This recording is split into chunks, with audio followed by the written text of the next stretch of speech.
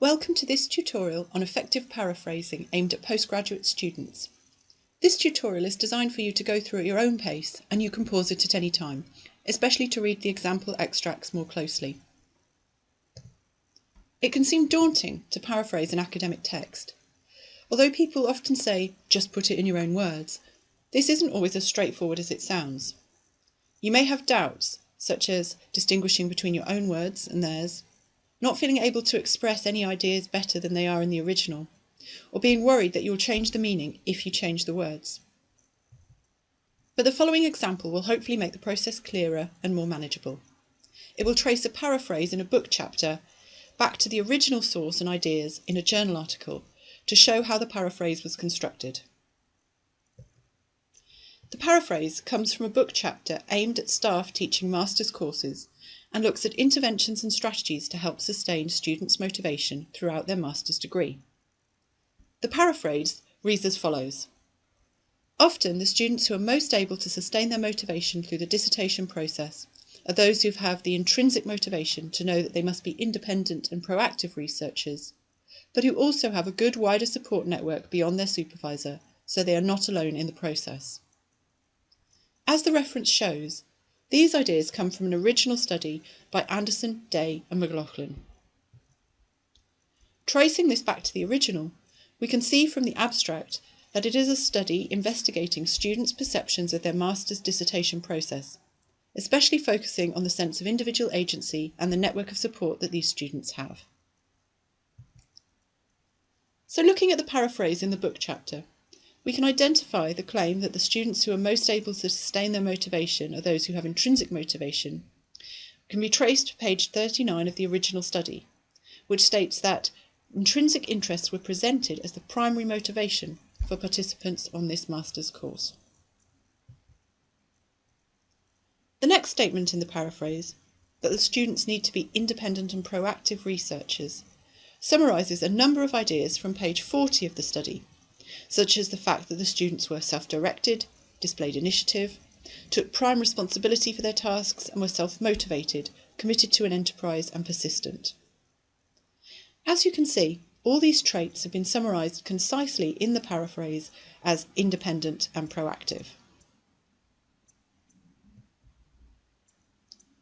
The final part of the paraphrase, arguing that successful master's students also have a good wider support network beyond their supervisor, so they're not alone in the process, can be traced to ideas from page 42 of the study, which presents the perspective that, although participants stressed their own agency and responsibility to take the task forward, they were not isolated agents, but could in the main rely on support from those around them.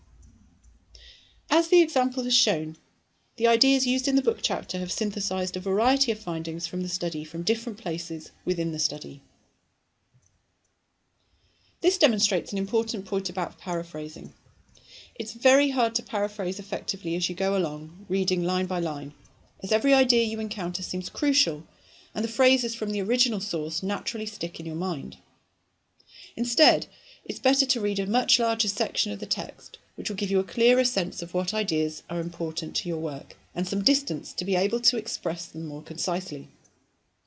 We saw this in the example which summarised the many traits of motivated master's students from the original study with the single phrase, independent and proactive researchers. Make sure you give yourself enough time to understand the ideas clearly, as it's far easier to paraphrase effectively if you have the fundamental understanding.